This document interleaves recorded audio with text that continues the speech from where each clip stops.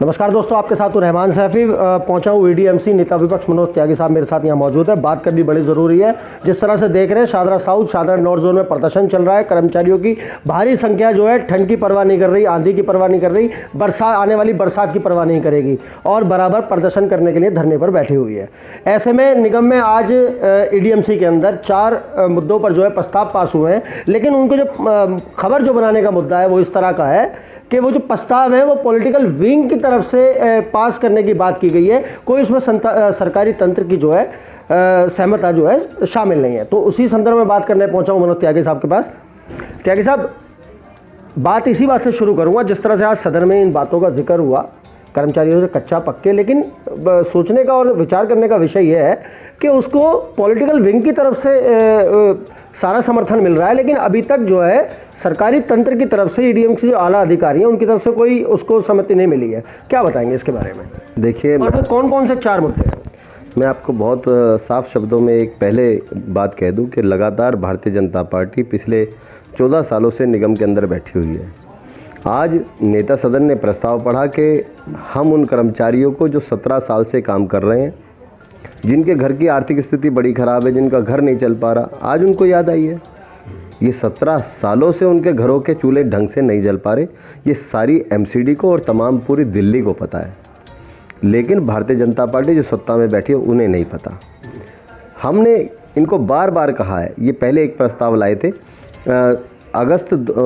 अक्टूबर 2018 के अंदर।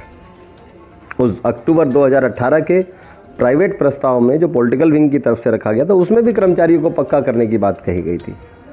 उसमें एक प्रस्ताव आया था आयुक्त महोदय श्री रणवीर सिंह जी की तरफ से, जिसमें यह रखा गया था कि जितने कर्मचारी रिटायर होते रहेंगे उनके स्थान पे नए कर्मचारियों को पक्का करने का काम चलता रहेगा। जो कर्मचारी हमारे काम कर रहे हैं उनको पक्का करने का काम चलता रहेगा। 10 कर्मचारी रिटायर हुए तो 10 को पक्का कर लिया, 20 रिटायर हुए तो 20 को पक्का कर लिया। बिल्कुल, यही प्रतिक्रिया होनी भी चाहिए। लेकिन पॉलिटिकल विंग ने इस बात को घुमाते हुए एक तो रणवीर सिंह जी का तबादला करवाया, साथ ही साथ उन पे आरोप प्रत्यारोप भी ठोके।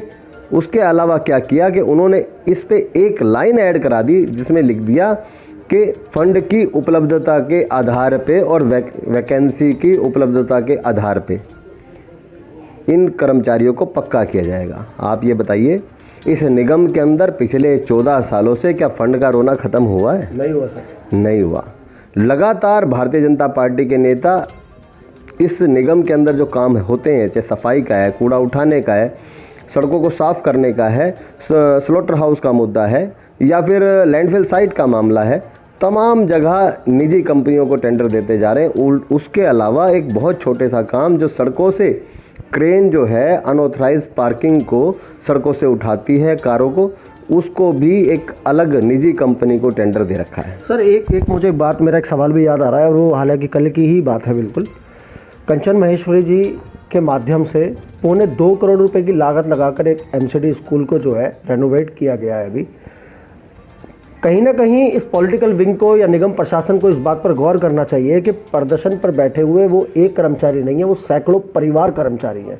उन सैकड़ों कर्मचारियों के सैकड़ों ही लोग उन परिवारों में सम्मिलित हैं। वो उनके लिए नहीं सोच रहे। इस तरह के खर्चे अभी हमने पिछले दिनों भी देखा कि मेट्रो स्टेशनों पर एक जो ई रिक्शा चार्जिंग बूथ बनाने की मेयर साहब की तरफ से घोषणा हुई, उसकी तैयारी भी चल रही है। तो ये कहीं ना कहीं इन खर्चों को रोका जा सकता है, इन कर्मचारियों को पेट को देखते हुए। मैं ये कहना चाहता हूँ कि देखिए, मैं रहमान भाई आपको पहले भी मैं अपनी बात पूरी करना चाहता था। ये स्कूल का मसला हो सकता है कि ना रोका जा सकता हो, इलेक्ट्रिक चार्जिंग का मसला हो सकता है ना रोका जा सकता हो, लेकिन मैं ये कहना चाहता हूँ कि जो निगम के पास तमाम संसाधन है, 125 ट्रक और 25 जेसीबी होने के बावजूद हमने एक निजी कंपनी को घर से कूड़ा उठाने का काम दे दिया, और जिसको 70-80 करोड़ रुपए में निगम स्वयं करता था, वो काम आज एक निजी कंपनी 220 करोड़ रुपए सालाना पे करेगी। मैं ये कहना चाहता हूँ कि 150 करोड़ रुपए एक काम के अंदर जो भ्रष्टाचार हुआ, जो ज़्यादा पैसे दिए जा रहे हैं या मिल बांट के खाने का जो काम चल रहा है, मैं ये कहना चाहता हूँ कि उसको क्यों नहीं रोका गया? उसको रोका जाना चाहिए था। 1.5 करोड़ 2 करोड़ रुपए के स्कूल को मैं नहीं कहता, लेकिन मैं ये कहना चाहता हूँ शिक्षा के लिए तो काम करना चाहिए, लेकिन जो आप अनायास ही दुनिया भर का पैसा, करोड़ों रुपया खाली एक हाथ से दूसरे हाथ में दे करके अपनी जेब में डालने का जो काम कर रहे हो, उसको रोकना चाहिए। आपको कर्मचारियों को पक्का करना चाहिए। आपको सबसे पहले जो एफजीदार हैं उनको पक्का करना चाहिए। जिन लोगों को तनख्वाह नहीं मिल रही उनके वेतन का इंतजाम करना चाहिए। मैं ये कहना चाहता हूँ कि जो आपके प्राइवेट प्रस्ताव हैं, इन प्राइवेट प्रस्ताव में ना तो आपने डीबीसी कर्मचारियों के लिए आप प्रस्ताव लाए थे, ना उनको पक्का किया आज तक आपने। तो आपने पर्यावरण सहायकों को 25,000 रुपये तनख्वाह देने की बात करी थी, जिसका हमने ये कहा था कि इनको पूरी तनख्वाह दी जानी चाहिए। अगर आप इनको पक्का नहीं करें तो कम से कम इनका वेतन अगर काम समान है तो वेतन भी समान होना चाहिए, हमने उसकी मांग करी थी। लेकिन इन्होंने अपने 25,000 के प्रस्ताव को, प्राइवेट प्रस्ताव को पास किया।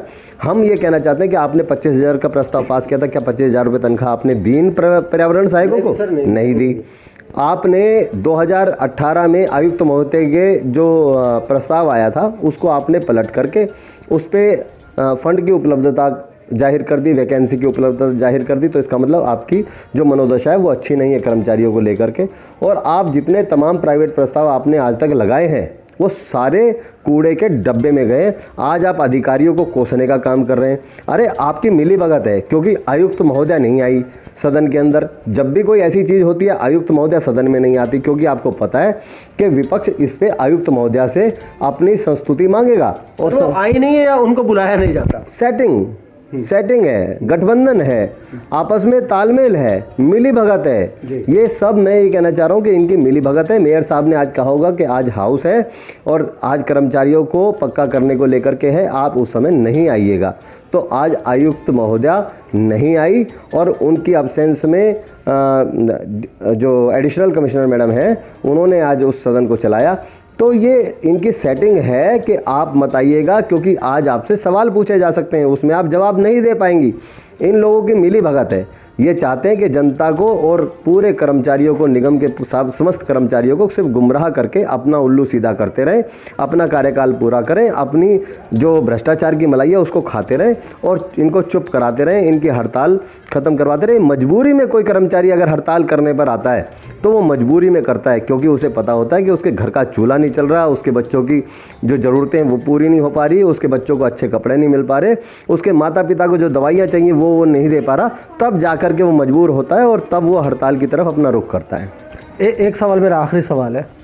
आज जितने भी कर्मचारी धरने और प्रदर्शन में बाहर बैठे हुए हैं एडीएमसी के बिल्कुल गेट के बाहर, उनके लिए क्या संदेश जाने वाला है?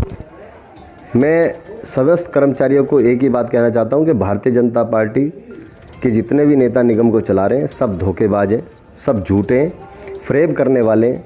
ये आपके जो भावनाएं हैं आपकी, उनके साथ खेलने का काम कर रहे हैं।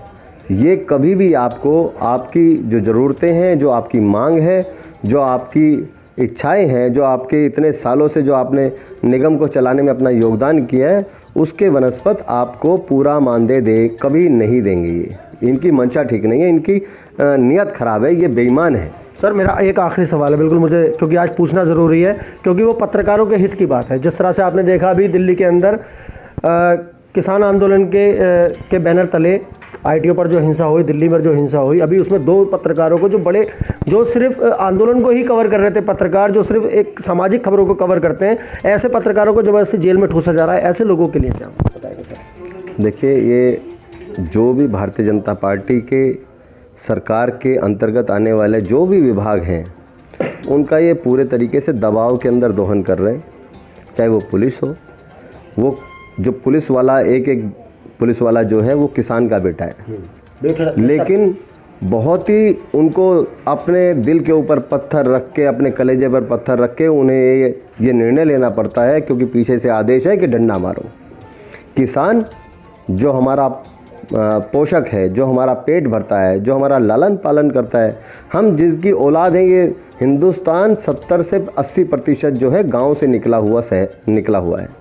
सब लोग गांव से आए हुए हैं। हमारी दूसरी या तीसरी पीढ़ी किसान से, खेती से जुड़ी हुई है। बिल्कुल। कोई भी आदमी अछूता नहीं है इससे। लेकिन भारतीय जनता पार्टी ने जिस तरीके से फूट डालने का काम किया है, किसानों में, पुलिस में, फोर्स में, कहा जाता था जय जवान जय किसान, आज ये भारतीय जनता पार्टी ने इन दोनों को भी अलग अलग कर दिया। क्योंकि ये जानते हैं कि जब तक फूट नहीं डलेगी तब तक इनकी रोटियां नहीं सीख सकती। ये अपनी राजनीतिक रोटियों को सेकने के लिए घर के अंदर फूट डालने को तैयार है, भाई को भाई से लड़ाने को तैयार है, बेटे को पिता से लड़ाने को तैयार है, लेकिन इनका अपना मकसद और अपना लालच वो पूरा होना चाहिए। इनकी एक ही सूत्री कार्यक्रम है, अपना काम बनता और भाड़ में जाए जनता। तो कहीं ना कहीं इस बात पर दोबारा बात करेंगे और जितने भी अन्य आला अधिकारी हैं ईडीएमसी के उन सबके पास इस बात को लेकर जाऊंगा और इस बात की पूरी पुष्टि आपके सामने लेकर आऊंगा। जो ये कर्मचारियों के लिए बातें हो रही हैं, प्रशासन लापरवाही कर रहा है या उनका साथ दे रहा है, वो सब खुलासे आपके सामने करूंगा। तो दोस्तों, अगले मुद्दे के साथ एक नई बात के साथ दोबारा हाजिर होऊंगा। जय हिंद, जय भारत, जय संविधान।